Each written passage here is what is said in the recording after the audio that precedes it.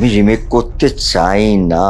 লালন যখন করেছিলাম সবাই বলে দিয়েছিল যে আপনি 102 বছরের রোল করছেন, মাথা এখান থেকে এতটা কামাচ্ছেন, আপনাকে কেউ হিরো নেবে না। দর্শকরা প্রশ্ন করতেন, এখন প্রশ্নটা কেউ করেন না, জাজ করে। পৃথিবীতে না কেউ খারাপ ভেবে সিনেমা বানায় না। মিঠু আমার খুব কাছের বন্ধু ছিল, পৃথিবীতে কোনো আক্ষেপ নেই আমার। আমি আমার বাংলাকে রিপ্রেজেন্ট করছি, ইচ্ছাকৃতভাবে কোনো ভুল জিনিস করবো। আমরা এক বিছানায় শুয়েছি, আমি একেবারেই নিজে বলি না যে আমি ইন্ডাস্ট্রি। লোক তো আমায় চেয়েছিল, আমি করিনি। আমাকে আমার মতন থাকতে তো আমি নিজেকে নিজের মতন গুছিয়ে নিয়েছি। কিছু কাজ তো করে যেতে হবে, যেটা আমি মরে গেলেও থেকে যাবে। ঋতুপর্ণ ঘোষ এই নতুন প্রসেনজিৎটা জন্ম দিয়েছিলেন, আর সুজিত মুখার্জি সেটাকে লালন পালন করছে। সেই বহুবার বলে ক্লিশে হয়ে যাওয়া ইন্ট্রোডাকশনটা দিয়েই শুরু করছি আমরা। আমি আজকে ইন্ডাস্ট্রির সাথে বসে আছি। চ্যাটার্জি ইন্ডাস্ট্রি। সৃজিত মুখার্জি সিনেমার পর থেকে এই ব্যাপারে সবার মুখে মুখে একটাই কথা হয়ে গেছে, প্রসেনজিৎ চট্টোপাধ্যায় মানেই ইন্ডাস্ট্রি। এটা শুনতে এখন আর বোরিং লাগে না? আমি সব জায়গায় একটা কথা বলে, সৃজিতের ছবির ডায়লগ ছিল আমি অরুণ চ্যাটার্জি, আমি ইন্ডাস্ট্রি। আমি একেবারেই নিজে বলি না যে আমি ইন্ডাস্ট্রি, কারণ ইন্ডাস্ট্রি কেউ একজন চালাতে পারেন না। বহু কলাকুশলী, যারা আমার টেকনিশিয়ানস বন্ধুরা, আমার ডিরেক্টররা, আমার কো অ্যাক্টার্সরা, আমার প্রডিউসার্সরা, আমার এক্সিবিটার্সরা, সবার অবদান আছে একটা ছবির পেছনে। আমি বরং একটু কৌশিক গাঙ্গুলিকে এখানে নাম্বার দিই। আমার জ্যেষ্ঠ পুত্র is a very better name for me. আমার জন্য ওটা সঠিক নাম, কারণ আমি এখন মোটামুটি সবারই গার্জেন বলি, দাদা বলি, ভালোবাসার জায়গা থেকে সেটা হয়ে গেছে। আপনাকে মানে বোধহয় কয়েক লক্ষবার ইন্টারভিউ করা হয়েছে, আপনি বহু প্রশ্নের সবসময় গুছিয়ে উত্তর দেন। আপনাকে আর মিঠুনদাকে প্রশ্ন করতে গেলে আমরা চাপে পড়ে যাই যে আর কি প্রশ্ন বাকি আছে। আপনি যদি ইন্টারভিউয়ার হতেন, প্রসেনজিৎ চট্টোপাধ্যায়কে কি প্রশ্ন করতেন যেটা মনে হয় এখনো করা হয়নি সেভাবে? আমি যদি ইন্টারভিউ হতাম, আমি প্রশ্ন করতাম প্রসেনজিৎ চট্টোপাধ্যায়কে যে আপনি আগামী 20 বছর পর নিজেকে কোথায় দেখছেন। আচ্ছা, তার উত্তরটা তাহলে কি হবে স্যার? আপনাকেই তো বলতে হবে। আমি নিজেকে দেখছি যে অভিনেতা তো বটেই, তার সঙ্গে আমি পরিচালক হিসেবে নিজেকে দেখছি। প্রযোজক হিসেবে আমি খুব একটা দেখি না, তবে সিনেমার কর্মী হিসেবে নিজেকে দেখি। আর আগামী দিনে এইবারে আমি আস্তে আস্তে সিরিয়াসলি ডিরেকশনে যাওয়ার, মানে আগেও করেছি, তো একটা হয় না যে এইবারে আমি বছরে তো এখন ছবির সংখ্যা কমিয়ে দিয়েছি। এবারে একটা ভালো ছবি বানাবো, ইচ্ছে আছে বাংলায়, তারপর হয়তো পরবর্তীকালে অন্য কোনো আঞ্চলিক ভাষায়, বাট সিনেমা বানাবো এটা। কারণ আমি 40 বছর ধরে শুধু সিনেমাই শিখেছি, এখনো শিখছি, প্রতিদিন শেখার একটা জায়গা। আর পরিচালনা আমি যেটা করেছিলাম বহু বছর আগে, পুরুষোত্তম, সেটা মানুষ মনে রেখেছেন এখনো। আর অভিনেতা হিসেবে জীবনের শেষ দিন অবধি যাতে আমি অভিনয় করে যেতে পারি, এটুকুই চাই। বোম্বাই ডিরেকশনের কথা আসলে, যেখানে আপনার ডিরেকশনকে আমরা দীর্ঘদিন ধরে মিস করি, কিন্তু আপনার একটা প্রোডাকশন হাউসও আছে, অনেক আগে থেকে আছে আসলে। কিন্তু এখন যে দেখি দেবজিৎরা নিজেদের প্রোডাকশন হাউসে সিনেমা করেন, এবং সেই ব্যাপারটা আপনার মধ্যে দেখা যায় না কেন সেভাবে? আসলে আমি না একটু আমাদের সময়টা একটু আগে ছিল, মানে আমি যদি এখন বলি যে যখন আমি প্রায় 3টে 4টে ছবি আমার একদিনে রিলিজ করতো, সেই সময় আমি কখনো তো চাইলে প্রযোজনা তখনও করতে পারতাম। এবং তখন আমার ধরুন স্বপনদা তো ছিলেনই, হর, অনুপ, প্রভাত দা, এদের সবার সাথে আমি প্রচুর ছবি করেছি, 25-30টা করে ছবি করেছি। স্বপনদার সাথে তো প্রায় 50টা কাছে ছবি। আমি কখনো না প্রযোজনা, আমার নিজের ছবিতে আমি নিজে প্রযোজনা করে অভিনয় করব, এই জিনিসটা ভেবে উঠিনি, সত্যি কথা বলছি। আমি নিজেকে কোনোদিনই আমার ছবির প্রযোজনা, হ্যাঁ আমি একটা করেছিলাম পঙ্কজি, সেটা করেছিলাম খুব ইমোশনালি, কারণ গৌতমদার একটি ছবি আমি চেয়েছিলাম থাকুক। ঋতুর কোনো ছবি আমি রাখতে পারিনি আমার কাছে, কিন্তু প্রযোজনা করে নিজে অভিনয় করব সেইটা না আমি প্রযোজনা করি যখন সেই ছবিটা আমি জানি যে একটু নতুন পরিচালক বা নতুন অভিনেতা অভিনেত্রী বা একটু অন্য ধারার ছবি, সেটা আমি প্রযোজনা করি, সেটা আমার সিনেমার প্রতি ভালো লাগার থেকে। কিন্তু নিজেই অভিনয় করব, নিজেই প্রযোজনা করব, এটা হচ্ছে এখন, এরা করছেন এবং এরা খুব বুদ্ধিমানের কাজ করছেন বলে আমার ধারণা। কারণ আমার প্রায় 300 ছবি যদি আজকে স্যাটেলাইট চ্যানেলে চলছে যেগুলো, সেই ছবির যদি আমি 50 ভাগও রেখে দিতাম অ্যাজ এ প্রডিউসার, তাহলে আমি জানি না, কিন্তু আমি জানি না তখন কি, আমি জানি না আমার মনের মানুষ বা লালন ফকির করার মতন বা শেষ পাতা করার মতন খিদেটা থাকতো কিনা, আমি সেটা জানি না, সেটা আমি শিওর নই। হ্যাঁ, ওনারা যে বুদ্ধিমানের মতো করছেন, তো ওনাদের থেকে একটু বুদ্ধিটা নিয়ে আপনি যখন ডিরেক্ট করবেন তখন নিজেকে কাস্ট করবেন, সেরকম হবে নাকি? না, আমি হয়তো চেষ্টা করব নিজেকে এখন কাস্ট না করার। যদি সেরকম একটা চরিত্র বুঝি যেখানে আমায় কাস্ট করা যায়, তখনই করবো, নাহলে অন্যদের নিয়ে ছবি করবো। অন্যদের বলতে দেবজিৎকে ওখানে নিয়ে সিনেমা করার কথা ভাবেন? আমি ভাবি, মাঝে মাঝে বলিও ওদেরকে যে তোরা দুজনে মিলে রাজি হও, তারপর আমি ওদের দুজনকে নিয়ে একসঙ্গে ছবি করবো। ওনারা যখন উঠছেন, দেবজিতের যখন শুরুর দিকে, তখন আপনি একদম মানে মধ্যভবনে আপনি ছেয়ে আছেন চারিদিকে, তো যদিও এখনো তাই বলাটা খুবই ভুল হবে না হলে, কিন্তু সেই সময় আপনি রচনা ব্যানার্জি, ঋতুপর্ণা ঘোষের সাথে একদম commercial, mass commercial cinema regular করছেন। মানে এরকম তো হয় যে 4-5টা সিনেমা একদিনে রিলিজ হয়েছে। তো তখন কখনো এই ইনসিকিউরিটিটা এসেছে বা মনে হয়েছে যে ভবিষ্যতে এরকম হতে পারে যে ওরা এত বড় হিরো হবে, আমাকে কম্পিটিশন দেবে? কম্পিটিশন তো ভালো, আমার ছেলে কালকে বড় হয়ে যদি কম্পিটিশন দেবে তো ভালো। আপনি জানেন তো সাউথে আমাদের নাগার্জুন ছবি করছে, তার ছেলে অভিনয় করছে। কম্পিটিশন তো ভালো, প্রথম কথা। সেকেন্ডলি হচ্ছে যে আপনারা জানেন যে আমি একটা সময় খুব মানে কি বলবো গুছিয়ে বলে যে এই জায়গাটা ওদের, আমি একটা আমার মতন কাজ করব এবং আমার মতন করে আমি থাকবো। আর আমি কখনো ফাইট ব্যাক করি না ওই জায়গায় যে আমাকে এখন গিয়ে 30 বছরের একটা চরিত্র করব, কিন্তু আমি করিও। দশম অবতারে লোকে আমাকে ভেবেছিল আমি কি করে নিজেকে ওইভাবে 14 বছর আগে নিয়ে গেছিলাম, সে নিয়ে প্রচুর আলোচনা হয়েছে। সেটা আমার নিজের চ্যালেঞ্জ। কিন্তু দেখুন, চ্যালেঞ্জ আসবে, চ্যালেঞ্জের সম্মুখীন হতে হবে, তার সঙ্গে নিজের কাজটা যদি, আমার কাছে একটাই জিনিস, আমার নিজের কাজটার প্রতি যদি শ্রদ্ধা থাকে, ভালোবাসা থাকে, প্যাশন থাকে, তাহলে মানুষ আমার কাছে আমার মতন করে দেখবে। আর আমি তো চাইবো যে আমার ছোটরা যারা তারা আমার থেকে বেশি নাম করুক, আরো বেশি বড় হোক, সেটা আমি চাইবো। আপনার ছেলের কথা যেখানে আসলো, কিন্তু ছাড়বো না। আচ্ছা, একদম ছাড়বো না মানে কাজের মানে স্ক্রিনে ছাড়বো না। স্ক্রিনে I will take my space. আপনার ছেলের কথা যেখানে আসলো, আরিয়ান খান তো ডেবিউ করে ফেললেন ডিরেক্টর হিসেবে। আপনি দেখেছেন ব্যাটস অফ বলিউড? আমি এখনো দেখতে পাইনি, দেখবো খুব শিগগিরই। আমি ওকে আমার ভালোবাসা পাঠিয়েছি। আমার প্রসেনজিৎ কিভাবে ডেবিউ করবে সেটা জানি না, ওর লড়াই ওকে লড়তে হবে। আপনার সাথে কখনো আলোচনা হয় না? প্রচুর আলোচনা হয়, অভিনয় নিয়ে এখন ক্লাসও করছে, যাচ্ছে, মাঝে মাঝেই যায়, করছে, ভালো ভালো মানুষের কাছেও ক্লাস নিচ্ছে, নিজেকে নিজে তৈরি করছে। আপনার কি কোনো এরকম প্ল্যান আছে যে ছেলেকে ডেবিউ করাবো মুখ সিনেমা দিয়ে? আমাকে তো কেউ দেয়নি। ওটা ওর যদি ক্ষমতা থেকে অন্য কেউ ওকে লঞ্চ করবে এরকম ভাবেন, আর 5টা নতুন ছেলেকে খুঁজে নেয় তারা, সেটার জন্য ও নিজের প্রস্তুতি নিচ্ছে বা নেবে, আর ও যায় গিয়ে দেখা করে সবার সাথে। ওটা পারবো না। আর আজকাল যে এত নেপোটিজম নিয়ে কথা হয়, আমাকে নিয়ে কথা, হ্যাঁ আমি এক্স্যাক্টলি এটাই বলতে যাচ্ছিলাম যে অথচ আপনার সময় খুব রেয়ার হতো নেপোটিজমের ব্যাপারটা, তুলনামূলক কম হতো এখনের থেকে, অথচ আপনার বাবা এরকম প্রভাবশালী একজন মানুষ ছিলেন সিনেমার জগতে। আপনি আসলে আমার ব্যাপারটা এতই মানুষ জানেন না, ওটার মধ্যে আমাকে ফেলে না, জানে যে এই লোকটা এত স্ট্রাগল করেছে যে কোনো কারণে, সেটাতে আমি আসিই না, কোনোদিনই আসিনি। আপনার এখন মনে হয় না যে আপনি কোনো রকম অ্যাডভান্টেজ পেয়েছেন, নাকি মনে হয় যে ওটা ডিসঅ্যাডভান্টেজ? না, আমি অ্যাডভান্টেজ পাইনি, মানে ইনফ্যাক্ট কিছু কিছু ক্ষেত্রে ডিসঅ্যাডভান্টেজই হয়েছে, যেটা আমার বইতেও লেখা আছে। হ্যাঁ মানে এরম না যে আমাকে, হ্যাঁ মানে এরকম হয়েছে, সকালবেলা ডেকেছে, দুপুরে দেখা করেছে, রাতে দেখা করেনি, এরকম হয়েছে আমার প্রচুর। এই গল্পটাও সবাই জানি যে ম্যায়নে প্যার কিয়া আপনি করেননি। আজকে আপনি সলমান খান হতে পারতেন গোটা ভারত জুড়ে। নাও হতে পারতাম। ভারতবর্ষ একটা সব থেকে বড় সুপারস্টার বলি বা যাই বলি, একটা রকম স্টার পেয়েছে সালমান খান, ওদের নাও হতে পারতাম, এটা কেউ বলতে পারে না। এখন যদি আমরা জানতাম না তো যে ছবিটা চলবে। সিনেমার মজা এটা, ছবিটা যখন বানাই আমরা তখন ভাবি, আমরা পৃথিবীতে না কেউ খারাপ ভেবে সিনেমা বানায় না। অনেক যখন আমাকে বলে না যে এই সিনেমাটা খারাপ, আমরা এই মানুষটার যখন ছবিটা বানাচ্ছে সে কিন্তু খারাপ ভেবে বানাচ্ছে। হ্যাঁ, মানুষ বেছে নেন কোনটা দেখবো কোনটা দেখবো না, এইটুকু শ্রদ্ধা বোধহয় প্রতিটি সিনেমার প্রতিটা, যে কোনো ভাষার হতে পারে, প্রতিটি ভাষার সিনেমা বা তার পরিচালকের প্রতি এইটুকু শ্রদ্ধা থাকা খুব প্রয়োজন। প্রত্যেকে কিন্তু তাদের আপ্রাণটা দিয়ে একটা ছবি বানান। আমরা হয়তো সেই ছবিটা কোনটা চলে কোনটা চলে না, ওটা আলাদা কথা, সম্মানটুকু থাকা দরকার। ঠিকই, কিন্তু টাইম মেশিনে যদি এখন আপনাকে চান্স দেওয়া হতো আবার, তাহলে কি ডিসিশনটা এখন চেঞ্জ করতেন? ম্যায়নে প্যার কিয়াতে রাজি হয়ে যেতেন? হয়তো না। পৃথিবীতে কোনো আক্ষেপ নেই আমার, কারণ আমি খুব সম্মানিত বোধ করি যখন আজকে ভারতবর্ষের বুকে যখন 5-6 জন মানুষকে বাঁচা হয় আঞ্চলিক জায়গার থেকে, সেখানে অ্যাটলিস্ট সৌমিত্র কাকুর পরে, মানে সৌমিত্র কাকু চলে যাওয়ার পরে আমাকে ডাকেন সবাই।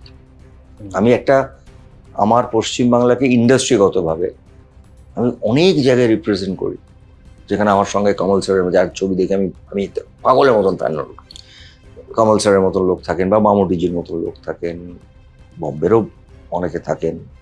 সো সেইখানে তো আমি খুব প্রাউড ফিল করি যে আমি বাংলাকে রিপ্রেজেন্ট করি।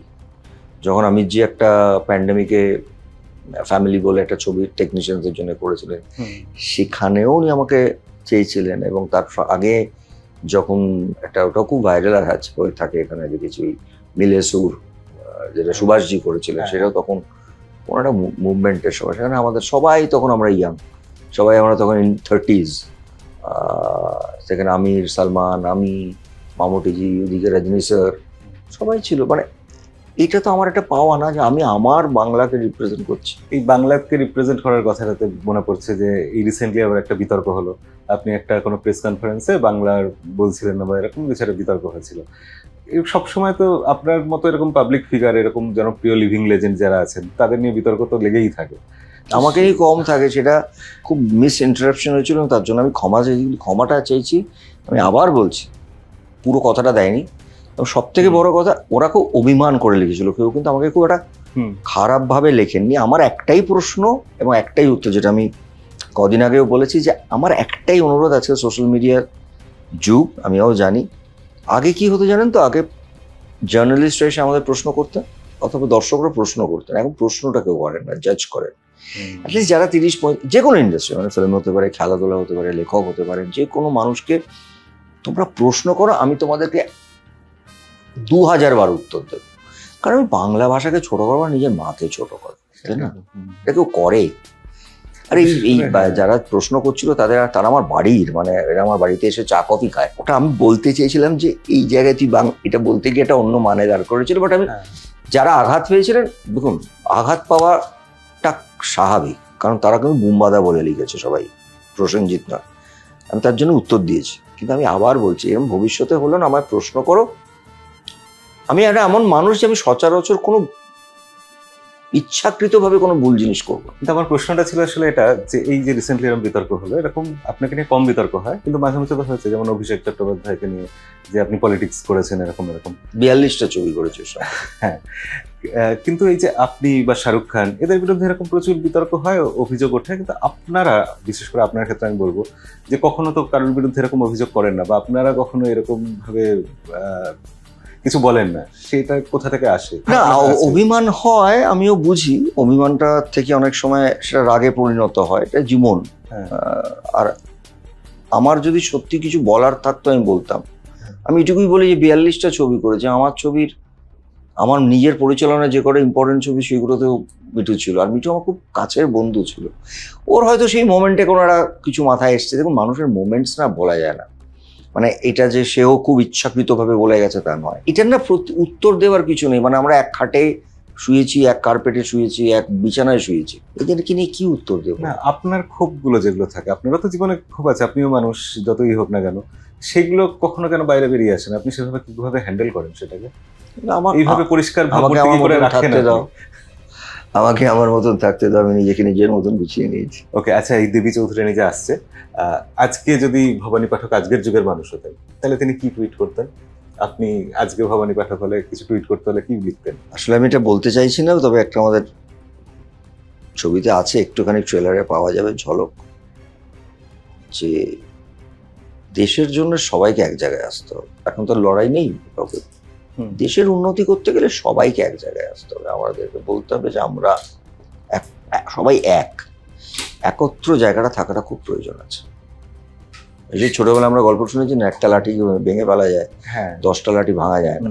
আমাদের এখন সবাইকে একত্র হতে। সেই সময় তো এই যে বিদ্রোহটা, সন্ন্যাসী বিদ্রোহটা হয়েছিল যেটা, সেই রকম এখন যদি ভবানী পাঠক হতো, তাহলে কার বিরুদ্ধে লড়াই করতো, কার বিরুদ্ধে বিদ্রোহ হতো? এখন তো লড়াইটা অন্যরকম হতো, হয়তো লড়াই করতো না, পিচ করতো বেশি। আচ্ছা, 1974 সালে ভবানী পাঠক, এর আগে আমরা দেখেছি বসন্ত চৌধুরী অভিনয় করেছেন, তো সেটার কোথাও রেফারেন্স আপনি নিয়েছেন? বসন্ত যেটা খুব ভালো করেছেন। আমার ছবিটা ছোটবেলাও দেখা, পরবর্তীকালেও দেখেছি। আপনারা জানেন যে সত্যজিৎ বাবু একটা সময় দেবী চৌধুরী করতে চেয়েছিলেন। গল্পটা বা ইতিহাসটার এতটাই কি বলবো, এতটাই ভ্যালু আছে। আমি খুব খুশি যে এরকম একটা ছবিতে আমি নিজেকে যুক্ত করতে পেরেছি। বসন্ত জেঠু ওয়াজ ভেরি গুড। কিন্তু আমি চরিত্রটা বসন্ত জেঠু, যেহেতু ওটার না লেন্সিংটাই আলাদা ছিল। আপনি যে ট্রেলারটাও ভালো করে দেখেন, ওর লেন্সিংটা ছিল উপন্যাস। আর আমাদের পরিচালক যে স্ক্রিপ্টটা আমাকে শুনিয়েছিলেন, তার লেন্সিংটা is more of colonial British যে রিসার্চ, সেখান থেকে সন্ন্যাসী মুভমেন্ট, তার সঙ্গে সেই সময় ব্রিটিশরা কি করে জমিদারদেরকে এক্সপ্লয়েট করছে, এবং আমাদের দুর্ভিক্ষ, যেখানে প্রায় 75% মানুষ মারা যাচ্ছে, সেই সময়টার মধ্যে ও সুন্দর করে সাহিত্যের প্রফুল্লকে ঢুকিয়ে দিয়েছে। তো আমার কথা বারবার মনে হয় যে বসন্ত জেঠু অসম্ভব, আমার শেখর জেঠুর চরিত্র, মানে রঙ্গরাজ আমার ওই সাহিত্যের সব থেকে প্রিয় চরিত্র, যেটা শেখর জেঠু করেছিলেন। দারুণ করেছিলেন। তবে আমি আমার মতন করে জিনিসটা রূপ দেওয়ার চেষ্টা করেছি এবং আমার মনে হয় ভালো লাগবে মানুষের। কোথায় গিয়ে আলাদা আগের দেবী চৌধুরানীর থেকে এই দেবী চৌধুরানী? ওই বললাম যে গল্প বলার ধরনটাই পুরো আলাদা, পুরোটাই আলাদা। আপনার বাড়িতে এত বই দেখছি, আপনি এরকম পড়েন? এই আমার এটাতে একটা ছোট দেখছেন, আমার উপরে একটা পুরো ঘর ভর্তি বড় জায়গা আছে। চেষ্টা করি, কারণ দেখুন পড়াশোনা যে আমি সারাক্ষণ করি তা না, আমার রেফারেন্সের জন্য প্রচুর বই দরকার। আমার দেখবেন আমি লালনের সময় মানে আমার কত বই আছে, নেতাজির সময় আমার কত বই আছে। একটা চরিত্র যখন করি সেই রেফারেন্সে অনেক বই, এখানেও বোধহয় কিছু লালনের উপর এখনো বই পড়ে আছে, আমার একটা উপরে বিশাল ঘর আছে। আচ্ছা, একটা ছোট্ট র্যাপিড ফায়ার রাউন্ড করে নিই। আপনি তো একটা ইভেন্টে যাবেন, তার জন্য আটকাবো না আপনাকে। র্যাপিড ফায়ার রাউন্ড কি আপনাকে তো বুঝিয়ে বলতে লাগবে না, আপনি অসংখ্য ইন্টারভিউ দিয়েছেন। তো প্রশ্ন হচ্ছে প্রথমে, অমর সঙ্গী না দেবী চৌধুরানী, কোনটা আপনার কাছে বেশি চ্যালেঞ্জিং? ওটা ছিল কি বলবো আমি, পাস্ট, এটা হচ্ছে আমার ফিউচার। একটা বাংলা ছবির নাম বলুন যেটা আপনি রিমেক করতে চান। আমি রিমেক করতে চাই না, কোনো রিমেকে আমি নেই, তবে একটা ছবি বা একটা চরিত্র বলবো, হ্যাঁ, সেটার জন্য আমার এখন সময় পড়ে আছে। একটা চরিত্র বলবো যেটা আমাকে, যার একটা কি বলবো, একটা লেশ আমি ব্যবহার করেছিলাম একটু একটু, মানে তার চরিত্রের ইনসাইডটা, সেটা হচ্ছে ছবি বিশ্বাসের জলসাঘর। স্বপ্নের চরিত্র এটাই আমার স্বপ্নের চরিত্র। অসাধারণ। প্রযোজক না অভিনেতা, কোন ভূমিকায় বেশি মজা পান? অভিনেতা। 1 2 3 4 10 15 100। হিন্দিতে আপনার স্বপ্নের এরকম কোনো ডিরেক্টর আছে বা চান কারোর সাথে কাজ করতে? অনেকেই আছেন, প্রচুর মানুষ আছেন, এখানেও আছেন, মানে এখানে আমার প্রায় সবার সাথে কাজ করা হয়ে গেছে রিনাদি ছাড়া। বম্বেতে আছে আমার খুব খুব প্রিয় পরিচালক হচ্ছেন মানিরত্নম, জানেন উনি, এটা মানে খুবই একটা ইন্সপিরেশনাল ফিল্ম বানান। তার সঙ্গে আমাদের ইমতিয়াজ আলী আমার খুব পছন্দের একজন পরিচালক, যারা ওই দুটো স্ট্রিমকেই বজায় রেখে ছবি বানান। হ্যাঁ, হানসালের সাথে আমার কাজ হয়ে গেছে। বিক্রমাদিত্য বর্তমানে আমার খুব ফেভারিট একজন পরিচালক, তার সাথেও কাজ হয়ে গেছে। বম্বেতে আছে, অনেকেই আছেন, দুটো প্রজন্ম 3টে প্রজন্ম মিলিয়ে অনেকেই আছে। কিন্তু বাংলাতে আপনার ক্যারিয়ারের দুটো বাক, ঋতুপর্ণ ঘোষ আর সৃজিত মুখার্জি। র্যাপিড ফায়ারের প্রশ্ন, দুজনের মধ্যে কাকে 1 নম্বরে রাখবেন, কাকে 2 নম্বরে? ওই ঋতুপর্ণ ঘোষ এই নতুন প্রসেনজিৎটা জন্ম দিয়েছিলেন, আর সৃজিত মুখার্জি সেটাকে লালন পালন করছেন। না, এটা তো ডিপ্লোম্যাটিক অ্যান্সার হয়ে গেল। এটাই আসল ক্যারিয়ারে আপনার ওই প্রশ্ন না। ক্যারিয়ারে দেখুন, ঋতুপর্ণ ঘোষ যখন আমাকে নিয়ে ছবি করেছেন তখন আমি পুরো মারদাঙ্গা ছবি করি, পুরো মারদাঙ্গা ছবি। মানে আমার যে বছর চোখের বালি বেরিয়েছিল সেই বছরই আমার রাম লক্ষ্মণ বেরিয়েছিল। রাম লক্ষ্মণও 50 সপ্তাহ চলেছিল, চোখের বালি ইতিহাস। আমাকে নতুন করে খোঁজার রাস্তাটা দেখিয়েছে ঋতুপর্ণ ঘোষ, যেটা আমি জানতাম না। যে কারণে আমি জন্মের কথা বলছি, যে আমার ভেতরে যে আরেকটা প্রসেনজিৎ লুকিয়ে আছে সেটা ও আমাকে বুঝিয়েছিল খুব আন্ডারলাইন করে। এবং ও পরেও বলতো, যখন ও আমার সাংঘাই দেখেছে তুই আমার এই যে স্বপ্নটা যে তোর মধ্যে একটা সেটাকে তুই নিয়ে এবারে নার্চার করেছিস। নর্মালি নার্চার করে না কেউ আমার। আপনি ভারতবর্ষে একটা বলে দিন যারা 300 কমার্শিয়াল ছবি করেছে, কেউ আমার মতন ভাঙাচোরা করেছে? একটা কমল স্যার আছেন যিনি করেন, আর আমির করে। খুব সহজে কেউ ওই রিস্কটা নেয় না। আমি তো সেটা 15 বছর আগে নিয়েছি। আমার লালন যখন করেছিলাম সবাই বলে দিয়েছিল যে আপনি 102 বছরের রোল করছেন, মাথা এখান থেকে এতটা কামাচ্ছেন, আপনাকে কেউ হিরো নেবে না। তো নিয়েছে তো লোক। যখন আমি প্রবীর করেছি, আমি পরমকে লাস্ট ডায়লগ করেছি, আমার ছেলে বেঁচে থাকলে তোমার মতন ছেলে, 15 বছর আগে বলছি। সো আমি যে রিস্কটা নিয়েছি না লাইফে, মানে অ্যাক্টিং এর, সেটা কেউ করবে না, কেউ শেষ কথা করবেই না সাহস। আমার মনে হয় যেটা, কেন বলছি যে ওই ঋতুপর্ণ ঘোষের আমার ওইটাকে না সৃজিত আমাকে অদ্ভুতভাবে ব্যবহার করেছেন, এবং এই কম্বোটা দারুণ কাজ করে, দারুণ। এবার ঋতুপর্ণ ঘোষের ছবিগুলো লোকে মনে রাখে দেবে, কিন্তু আজকের দিনে দাঁড়িয়ে যদি অটোগ্রাফ 22 শ্রাবণ একটা অদ্ভুত ওয়েভ এনে দিয়েছিল বাংলা ছবি, একটা নতুন ধারা আমি বলবো, সেখানে সৃজিতের একটা বড় অবদান আছে। আর ও আমি কথা বলি, আমি সৃজিত এই রোল করবো না, লোক তো আমায় চেয়েছিল, আমি করিনি। না, আমার জায়গায় অন্যরা কেউ করতে পারে, আমাকে তোকে এমন কিছু দিতে হবে যেটা আমার লোককে চমক লাগে। ওটা কুশল হাজরা খাও। হেমলক সেই সময় তাহলে আপনার কথা ছিল? 3য় ছবি ওর করিনি, এই ঘরে বসে আমি না করেছি, করে বসে এটা তো কোনো ইয়াং ছেলে, কোনো ইয়াং হিরো দেন। কিন্তু আপনি 19 এপ্রিলে হ্যাঁ কেন বলেছিলেন? কারণ সেই সময় আপনার যেরকম ওটা ভালোবাসা না, কি ঋতুপর্ণ এটা আমি বলে দিচ্ছি। আমার জাস্ট বিয়ে হয়েছে, আমরা বিয়ে হওয়ার 3 না 5 মাসের মধ্যে ছবিটা আরম্ভ, ঋতুপর্ণ ঘোষ আমায় বলেনি, আমাকে বলেছিলেন আমাদের মোস্ট সিনিয়র, যাকে আমরা খুব রেসপেক্ট করি, রিনাদি, শোন না এরকম একটা ছবি, এটা ছেলেটা ভালো ছবি বানাবে, তুই দুদিনের একটা পাঠ করে দিবি। আর তখন দেখো সবাই বিয়ে হয়েছে, তুমি বলছো করে দেবো। গিয়ে দেখলাম সব খবরের কাগজ আমি হেডলাইন, আর তখন তো জানলাম ওই পুরো মেন স্ট্রিম হিরো। এই প্রসেনজিৎকে তো আমরা কোনোদিন দেখিনি, কোন প্রসেনজিৎকে দেখেনি। এইবারে আমার মাথার মধ্যে আর একটা অন্য দিক মাথার মধ্যে চালু হলো। দেখুন, এন্ড অফ দ্য ডে আমরা যতই স্টার সেলিব্রিটি এটা ওটা, এন্ড অফ দ্য ডে একলা ঘরে বসে থাকলে আমার সবসময় মনে হতো আজ থেকে 15 বছর 20 বছর 15 বছর আগে থেকে, বিশেষ করে 20 বছর আগে থেকে, কিছু কাজ তো করে যেতে হবে, যেটা আমি মরে গেলেও থেকে যাবে। হ্যাঁ সেটা তো অবশ্যই, কিন্তু তখন আপনার ওটা তো থাকবে। যে জায়গায় ছিল ঋতুপর্ণ ঘোষ, তো তখন এই ঋতুপর্ণ ঘোষ না না না, ও তো আমার হীরের আংটি আমাকে দিতে চেয়েছিল তখন, যখন ইপি ছিলেন, আমি নাকি একটা ফ্লোর থেকে একটা ফ্লোরে হেঁটে যাচ্ছিলাম, বলেছে আমার পরে বলছি এই ছেলেটাকে পেলে খুব ভালো হয়, যেন ঋতু কথা বলতো আমার হীরের আংটিতে। ওদের ছোট্ট বাজারে এনে চিলড্রেন্স ফিল্ম ছিল, ওর কাছে তুমি পৌঁছাতেই পারবে না অত বড় স্টার। আমি তখন তো তোর সাথে আলাপ হয়নি যে তোর মধ্যে এত একটা অন্যরকম কাজ করার ইচ্ছে হয়নি, তো তারপরে এতগুলো ছবি করে ফেলেছি একসাথে। তাহলে কি শুধু রিনাদির জন্যই রাজি হয়েছিলেন, না কোনো একটা কিছু ক্লিক করেছিল যে আপনার মনে স্ট্রাইক করেছিল এই কারণে এটা করতে? না, আমি তখন ঋতুকে কাল্টিভেট করিনি, কাজটা করতে গিয়ে ওকে কাল্টিভেট করতে পেরেছি, এই একটা কিছু অন্য কিছু করতে চায়। অটোগ্রাফও তাই, সৃজিৎ যখন আমাকে শোনায় তখন আমি বলেছিলাম তোমার সব কিছু সঠিক হতে হবে, কিন্তু আমি রাজি কেন হয়েছি, সৃজিৎ তো ইন্ডাস্ট্রির ছেলেও নয়, এটা চেনি, মানে এরা অনেকের কারো না কারো অ্যাসিস্ট্যান্ট, আমি প্রচুর প্রথম ডিরেক্টরের সাথে কাজ করেছি, কিন্তু ও তো তাও নয়। আমার মনে হয়েছিল এটা যদি সঠিক জায়গায় বাঁধা যায়, মিউজিক ডিরেক্টর নতুন, সবই নতুন, তার এই ছবিটা হয়তো, এবং কত বড় চ্যালেঞ্জ ছিল সেখানে, সামনে নায়ককে রাখা হচ্ছিল, যেটা নিয়ে কত কন্ট্রোভার্সি হয়েছে, কিন্তু লোকে দেখেছে নায়ককে আমার ট্রিবিউট দেওয়া হয়েছে। দুর্গাপুজোতে পছন্দের খাবার ফুচকা না রসগোল্লা? ভোগ। হ্যাঁ, রসগোল্লা। আপনি নাকি শশা আর দই খেয়ে? না, আমি এগ হোয়াইট ধরে রেখেছেন? না, এগ হোয়াইটস খাই প্রচুর যখনই খিদে পায়, আর হ্যাঁ মানে জাঙ্ক ফুড খাই না, এটুকু বলতে, হেলদি ফুড খাই। ওকে, একটা বাংলা গানের নাম বলুন যেটা আপনার মন ছুঁয়ে যায়। একটা বাংলা গানের নাম যেটা মন ছুঁয়ে যায়,